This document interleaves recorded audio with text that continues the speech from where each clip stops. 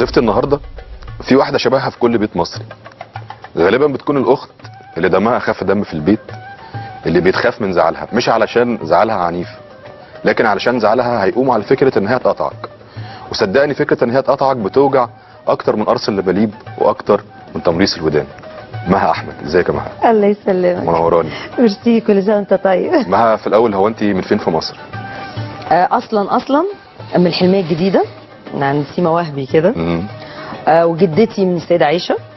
تمام. ويعني منطقتنا بقى الدرب الاحمر والحلميه الجديده والسيده عائشه، وانا متربيه في كل حته فيهم. يعني انا اتولدت في الحلميه الجديده وعشت شويه، وبعدين رحت عند جدتي شويه قعدت معاها شويه، وبعدين بقى عزلنا خالص بقى. يعني انت قاهريه، مفيش اي جذور بره القاهره؟ لا خالص، بس مامتي مامتها تراكوة تركيا. اوكي.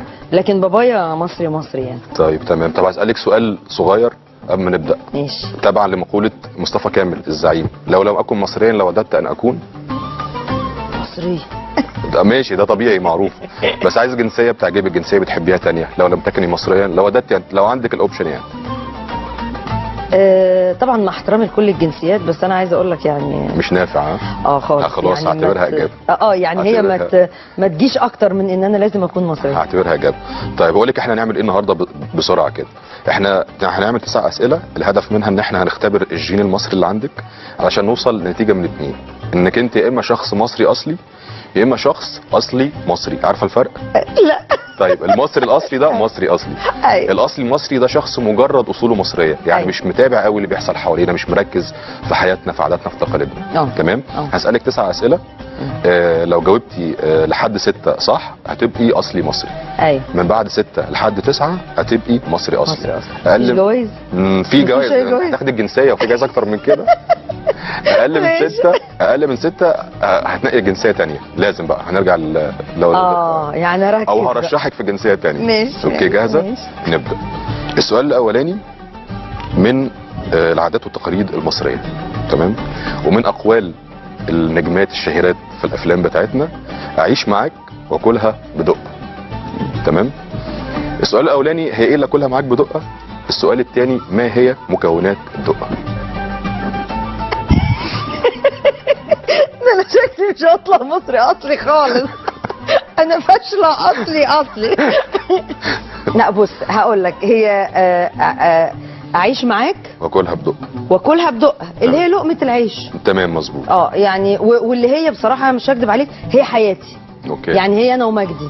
أوكي. من اول ما اتجوزنا لغايه دلوقتي، يعني انا من الستات اللي ممكن اعيش على ده وده. تمام. في هعيش، ما فيش هعيش يعني.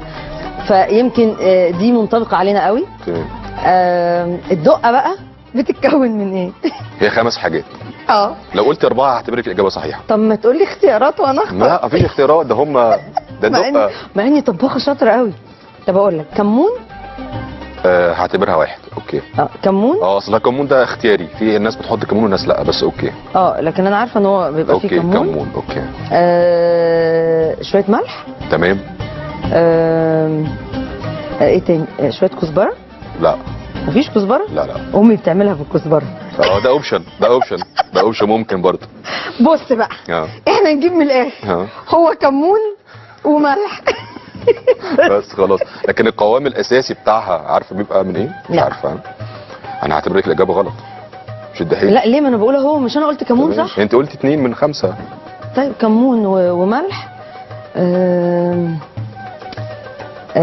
طيب مها، البدايه غير موفقه وغالبا 1-0 ليا. تمام. حد يقول لي حاجه. ملح. ايوه. شطه. كمون. نقل مشمش مطحون. لا ده انا لو قعدت 10 سنين. اوكي. انا قلت الشطه. إيه؟ تمام. وفلفل اسود. وفلفل اسود. طب والله انا كنت هقول فلفل اسود، بس هقول لك ليه ما قلتش. لان الدقه اللون اللي فيها ما بيديش على فلفل اسود خالص. يعني هو يديك كموني، هي لونها بيبقى كموني. هو الكمون ونقل مشمش المطحون ده هي الخلطه دي هي اللي مدي اللون. هو عايز اسالك بس قبل ما ننقل السؤال الثاني، هو ده كلام افلام ولا ده حقيقي؟ انت جاوبتي ضمنا في حياتك انت ومجدي. بس انت شايفه ان ده متحقق بشكل كتير في مجتمعنا، انه عايشه معاك وكلها بدقه؟ ولا هو في مرحله افلام وعدينا منها لا وخلصت بص، هو خلاص؟ هو يمكن انا عن تجربه، لا انا عايشه فيها، مم. او انا عشت فيها. مم. لكن في ستات زي كتير جدا يعني، لكن في ستات مش زي. مم. يعني هي الحكايه بتختلف. يعني انت عندك في ده وفي ده. مم. لكن انا اعتقد في الشعب المصري الاغلبيه لا تعيش وتاكلها مع تقع. تمام، 1-0 ليا. ونخش على السؤال الثاني، ماشي، ربنا والسؤال يسامحك. من القاموس المصري. تمام. مم. قاموس لغتنا اليوميه. مم. يقال ده راجل نطع، بمعنى ان هو عديم الاحساس. تمام. ما هو النطع؟ الجبله. تمام. صح. ده معناها اللي بنستخدمه، لكن معناها كاصل الكلمه. اصل الكلمه نطع مم. استغلالي مثلا، او برضه ده معنى مش اصل الكلمه. لا دي حاجات صعبه قوي يا جماعه ان انتوا. هنروح فنلندا ولا ايه؟ لا ولا الامبور. طيب النطع هو جلد الخروف. لا يا جماعه بقى، لا والنبي في الاسئله سهله. انتوا كده هتطلعوني. انت ما استخدمتهاش في حياتك قبل كده؟ هتطلعوني صينيه. استخدمتيها في حياتك قبل كده كلمه نطع ولا لا؟ ده نطع، ده بيستنطع ده. صح، بس عمرك عرفتي معناها؟ لا بصراحه. طيب خلاص، ما دي الغلطه بقى اللي احنا بنقع فيها كلنا. قول لي طب هي ايه؟ النطع هو جلد الخروف. جلد الخروف؟ مفيش متهيألي اتقل من كده او اضخم من كده. دي حاجه يعني منتهى هتتكلم عن التخن ارجوك ما تجيبش سيره قصدي الجلد. طب انا كنت عايز اسالك، هو انت في حياتنا اليوميه هنا يعني ايه المناطق اللي بتحسي فيها النطاعه متالقه يعني في تفاصيل حياتنا اللي احنا عايشينها؟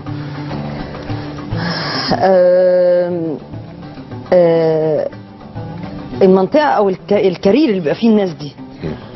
يعني مع احترامي يعني بصراحه عن تجربه،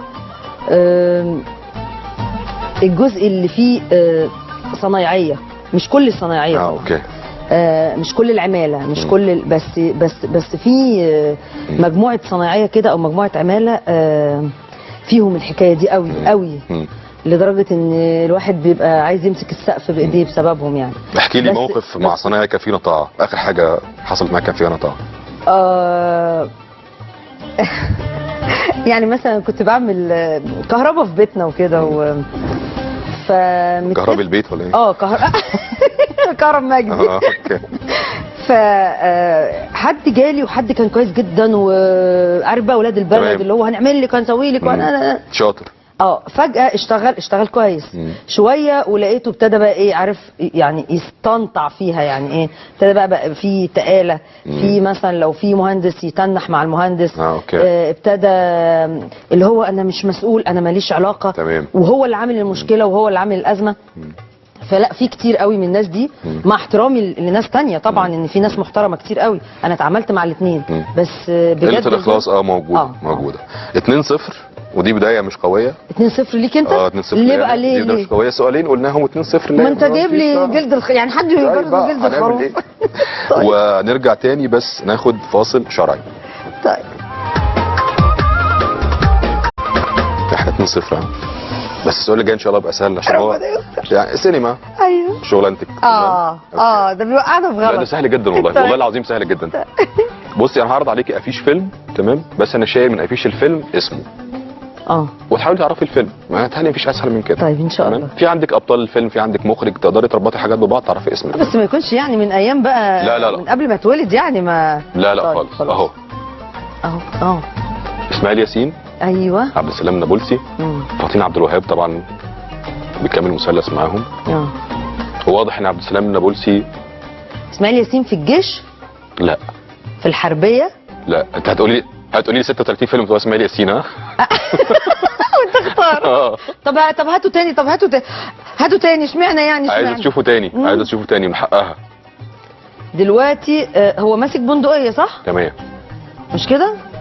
واسماعيل ياسين. خدي بالك الاجابه اللي جايه ركزي فيها، عشان لو قلتيها غلط هيبقى السؤال غلط. يعني احنا كده ولا حربيه ولا جيش؟ لا هي الحربيه هي الجيش. والله؟ والله صدقيني. انا طلعت ضايعه خالص. في البحريه. اذا هو اسماعيل ياسين في البوليس السري، او كان اسمه اسماعيل ياسين بوليس سري. يبقى الاجابه غلط، ويبقى 3-0 ليا. فاضل 6 اسئله واروح. انا بقول اروح من دلوقتي. 6 اسئله لازم 6 اللي جايين يبقوا كلهم صح، علشان تبقي على الاقل اصلي مصري. خلاص كده هنوديكي بلد ثانيه. والله ربنا يسهل. والله هو ليه من وجهه نظرك ان الست المصريه دايما مش حاسه قوي بالامان مع جوزها، دايما عندها فكره قصقصي ريشه ويغلبك بالمال تغلبيه بالعيال، ودايما بتعمل عليه بوليس سري ويتفتش وراه. ليه الشعور بعدم الامان ده ليه موجود عندنا؟ ده موجود عند الستات. انا بالنسبه لي ما عنديش، تمام. لكن عند الستات بالذات ولاد البلد قوي، معظم اللي مش متعلمين برضو تلاقي فيهم الحكايه دي. في الفلاحين تلاقي الموضوع ده برضو. يعني المتعلمات اخلاقهم يعني اهدى شويه مثلا؟ أو لا، هي مش اخلاق، هي مش اخلاق، هي ممكن تكون تربيه، طباع، عادات وتقاليد بقى لاهاليهم، اللي هو بقى الخميب العيال، قصقصي ريش ومش عارف ايه. هي طبعا هي المقوله هي مش وحشه ومش غلط، لان في رجاله تستاهل. ايوه، بس انا عايز اوصل للرجاله اللي تستاهل دي. هي دي اللي عايزها. ايوه. يعني في بعض الرجاله، مش كل الرجاله يعني. بس التعليم بيفرق مع الست في الحته دي، يعني التعليم والتربيه بتفرق، بتديها مساحه. طبعا لانها بتوقع نفسها في غلط جامد يعني. بس ده ما يمنعش النتيجه برضه 3-0. والسؤال الرابع من الاختراعات المصريه.